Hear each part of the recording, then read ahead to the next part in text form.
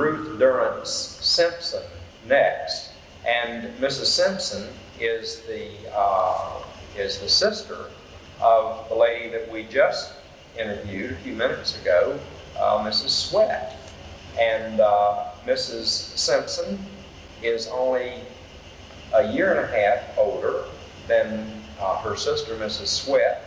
And of course, they had the same ancestry and the same upbringing in Polk County at about the same time.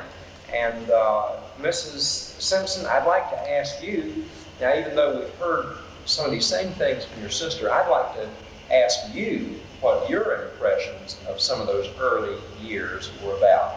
She told us, your sister told us about living down in southern Polk County, close to Bowling Green, and going to school that first year in Fort Meade, I believe. Were you going to school at the same time? We had moved from the farm that we were living on that's near Bowling Green, but at least the house was in Polk County. Mm-hmm. And we moved from there to Frostproof, and were there for several years, and then we came to Fort Meade. Well, I missed the Frostproof connection with your sister. How about telling us some of that?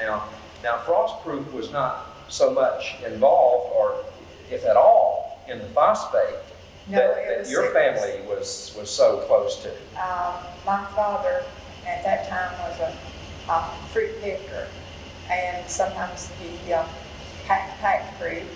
Yes. And we lived on lakes and right there around Frostproof. And Frostproof was very much into the citrus growing business way back there in the 19-teens and thereabouts. Yes, I was 5 or almost 6 when we moved there. I had gone to school in a Polk County school part of a year, and then we moved, and so I finished up first and did second grade in Frostproof. In Frostproof. Tell me, what was that school like in Frostproof? Was it the one-room schoolhouse that we so often hear about? No, we had an upstairs. I remember very well because my teacher sent me upstairs to borrow some scissors from her daughter who was in 8th grade, and she was on that floor. And she had told me to knock on the door and wait for the teacher in the room to come. So I knocked very timidly, and nobody came. And so I thought, well, maybe I didn't make her hear, so I knocked again. And at that time the door was yanked open. I was yanked inside and given a thorough shaking in front of the class. But I was allowed to explain while I was up there. I wasn't sure what I'd gone up there to get. By that time. So I was so humiliated and felt that I'd done something wrong, though I didn't know what. And I didn't even mention it to the teacher, and I went back to my classroom. But fortunately, I had asked for the right thing, so it was the scissors that she wanted for her daughter that was up there. Well, did that teacher realize that perhaps she had made a mistake? Well, not to me, she didn't. I'm sure that she did, but she didn't let on. No, she didn't let on. And I don't remember any more about it, except that I didn't even tell it at home because I felt sure that I had done something wrong. But it's really reflective of the fact that discipline was very stern. Yes, back there. Mm-hmm. And kids weren't really given a chance to step out of line, were they?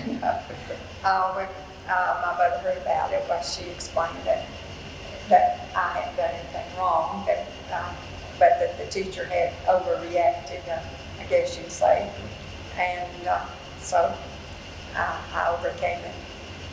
My mother was always very comforting. Your sister made mention of your mother gathering the children of the family together at night and reading to them. Do you have memories of that in the home also? A lot of things. She had gone through the 8th grade in the school here where she grew up, and she loved school so much that she went back for a year or two. The teacher taught her extra and let her help with the children until, I guess, probably, I don't know how long that lasted, but she was very much interested in education. So was my father. They really sacrificed for us to keep us in school.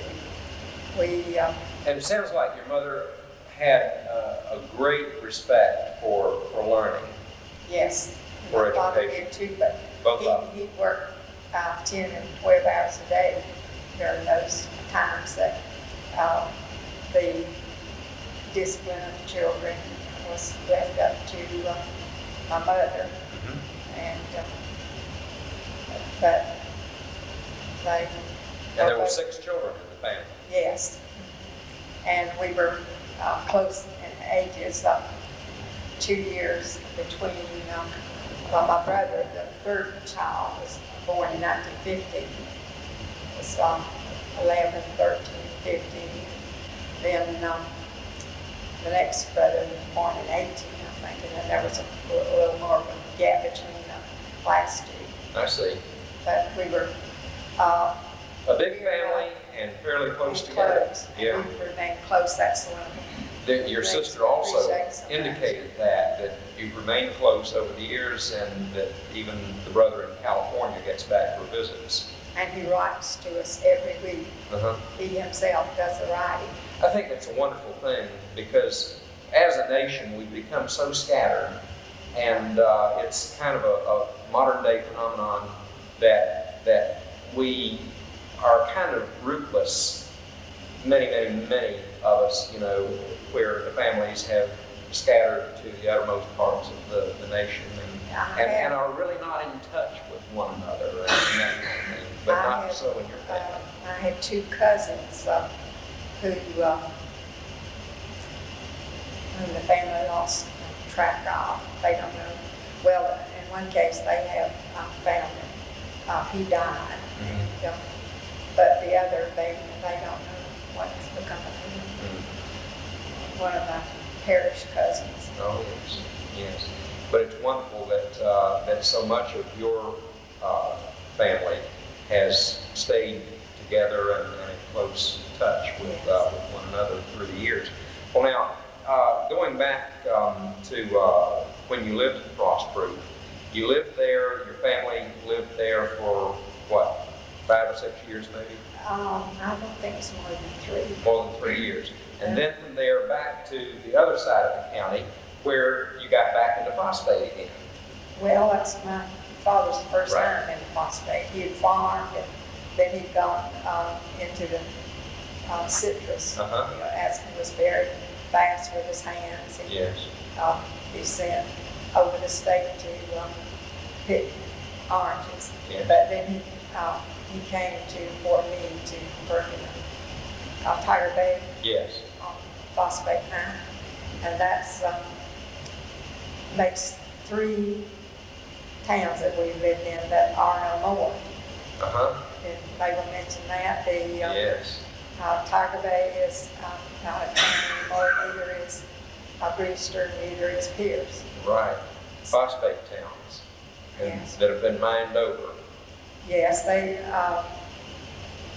still are active, and there's an office in Pierce, but Brewster is even their office. Everything's been moved to Fort Lonesome area. And I understand that both you and your sister live in a home that you purchased from the phosphate company. From the company, and had it moved to its present location. Yes, we don't live in the same house. We died across the street from one another. She mentioned that.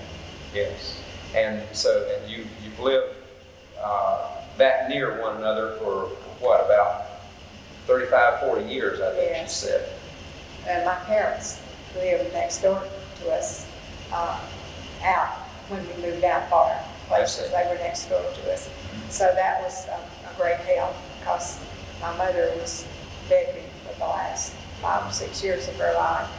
And we were able to, Layla and I were able to help there, you know.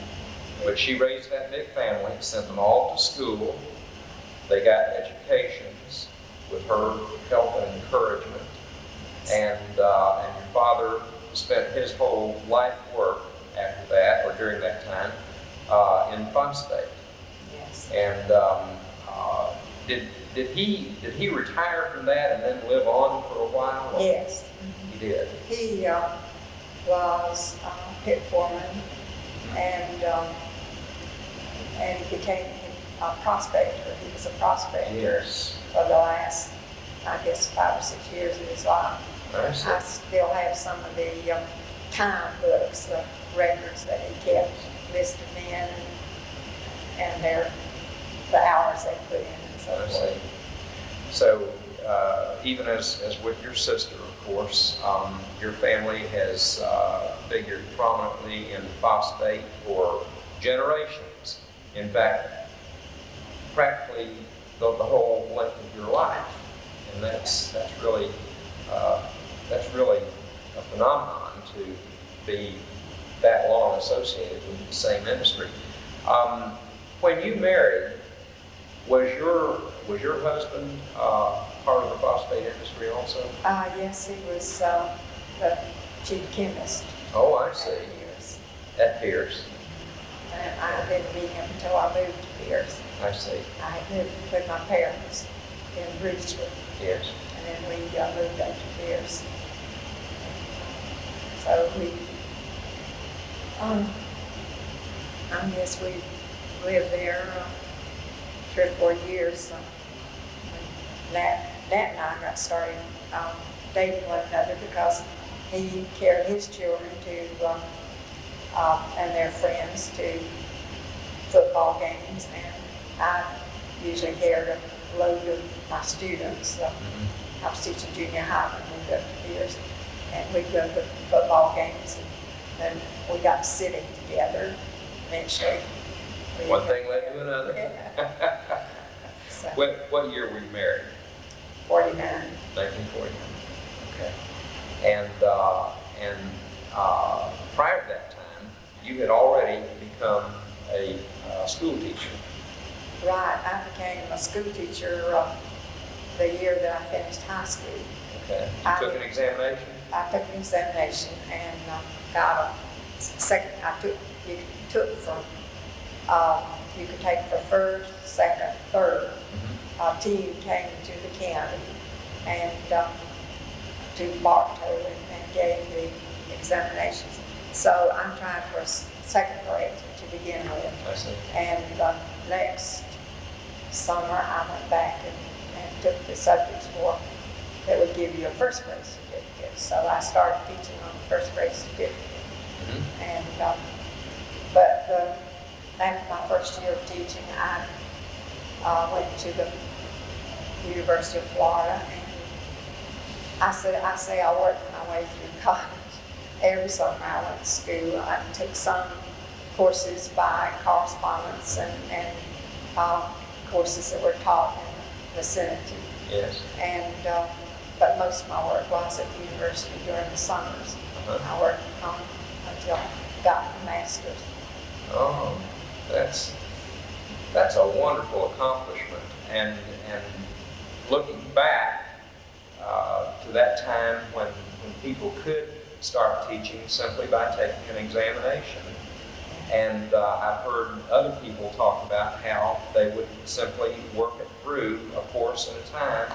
And with changing requirements for certification Yes. that developed over the years, then they would just continue to take courses until they had the equivalent of a college degree. Well, I got the degrees, and I was inducted into the Grand Guard at the university. It was one other woman because, of course, it was co-educational at the time that I got my degree. I mean, it was not co-educational except in the summer. That's right. And, It was an all-male institution. Yes. So there were 2 of us that inducted at that time. Now, what was the Grand Guard? It's a graduate, 50 years. I got my first degree. I see. 50 years, so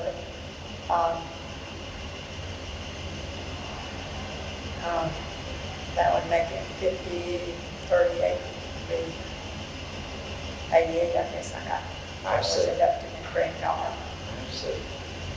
Okay, and that's a real select society, so to speak. Well, of course.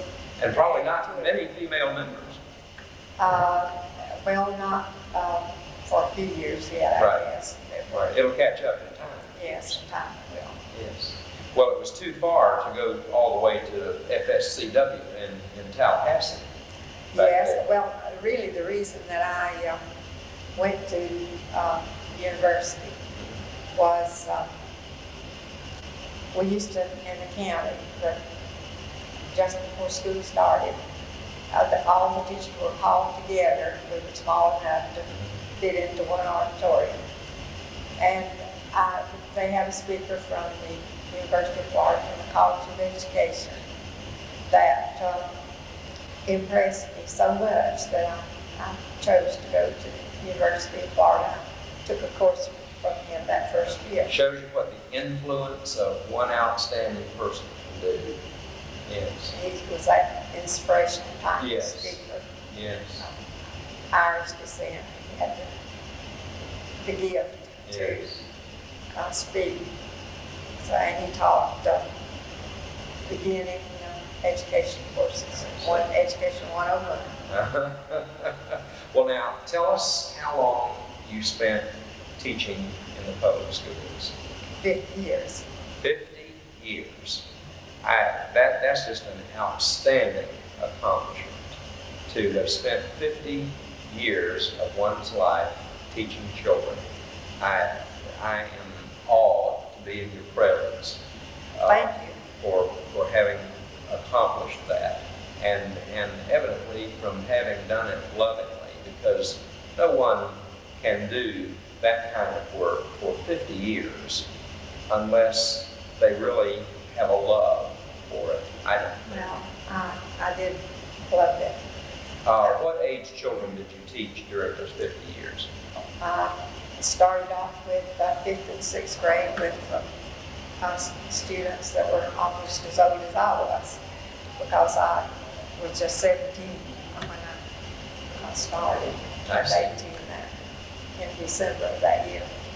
And Did you find that difficult? I had 39 pupils, and it was difficult, but I didn't turn against it. I managed and was asked to continue. So I taught in Brewster for, I guess, 10 or 12 years. And then we moved up to Pierce, and I went to junior high. I had already, I always had 2 grades. Yes. And so it depended on the number of students we had, how the divisions would be made. And so I was teaching 1st grade when I left Ruth for 1st and 2nd and moved to junior high in Pierce. But we had only about 13, 14, sometimes 15 students. And the principal and I, and they staffed, taught all the subjects for the junior high. And I liked that too. And Taught all the subjects. yes, he taught the math and science, and I taught the English and social studies. And it was a great experience too. Okay. And you found that a workable arrangement? Yes, I coached the girls in our sports and basketball, and he coached the boys.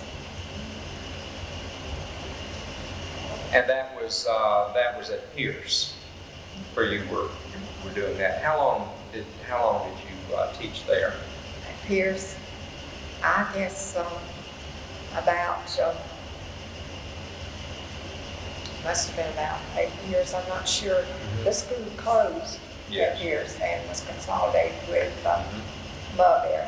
And the openings in Mulberry were in the first grade, so I went back to first grade and Nice. taught first grade there from then on. From then on, Yes. for the rest of your career? Yes, Well, that was a long time teaching first grade then, wasn't it? yes. I'm not sure about the times, I Uh-huh. need to look up and see. Well, that's okay. How many years in each one. Yeah, but still, if you started back at Brewster and then in Pierce and then in Mulberry, you spent a great many of the years of your life teaching first grade. Taught 1 month after I retired in kindergarten. I hadn't had kindergarten. Of course, when I began teaching first grade, they actually were almost like kindergarten. Yes, of course. Some of them. There was a So we time. didn't really have kindergartens No, back we then. didn't have them except maybe a few private. Mhm. And, but one of the teachers, the regular kindergarten teachers, had to have surgery, and she asked me to take that class, and all the other kindergarten teachers helped me out very much. It was a nice experience too. And what year did you retire? 79. 1979. So you started in 1929 and taught through 1979 for 50 years. What a wonderful record. Now, let's take a look at that span of time there. 50 years in the same profession really gives a person an insight into how things have changed. What, in your estimate, were some of the most memorable changes over the years in public education as you saw it? Well, I went through the psych method in teaching first grade And reading. and reading. Mm-hmm. And then we, To begin with, or later on? that was to begin with. And They were teaching sight reading in 1929. well, I didn't start teaching first grade in Oh, that's 1929. right. Okay. It was later. Later on. And then we changed to phonics. Fine. And I think a combination of the two is best. That's an interesting observation, and I'm glad to hear you say it on camera, because that's a war that has been fought all down through the ages in education. Phonics versus sight reading versus phonics. And the best answer I have heard for that is the one that you just gave, that probably the most effective thing is to have a combination of the two.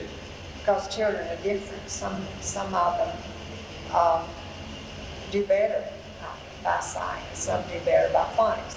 But and some of them don't seem to be able to hear the phonics. Yeah. And they have to learn by sight. That's interesting So, too. fortunately, children can adjust too. So, They're some of the most adjustable people in the world. right. And all right, that's a very important series of events or an evolution of teaching. What other events or changes did you take note of over your time at teaching? Well, they've added a great deal to the first grade. So much more, for them to learn, and An expanded curriculum. it's an expanded curriculum. Yes. And which for some is very good. For some, they need to just reading, writing, arithmetic. Well, see, you hit on another one of the big controversies that is still raging in education today. Many teachers claim that they are entirely overburdened because of having too many responsibilities for too many different things, that they have to teach. And of course, what they say is so true, that there's no more hours in the day now than there were back there, 50 and more years ago. And you don't have you have so many more records to keep. Record keeping, yes, That has you increased. did back at that time. Mhm. So I know it is difficult. Right. Well, that too is a very valid and important observation about the change in education. What about children themselves, Mrs. Simpson? Would you be able to point to any basic differences that you saw in children between the time you started and about the time you retired? I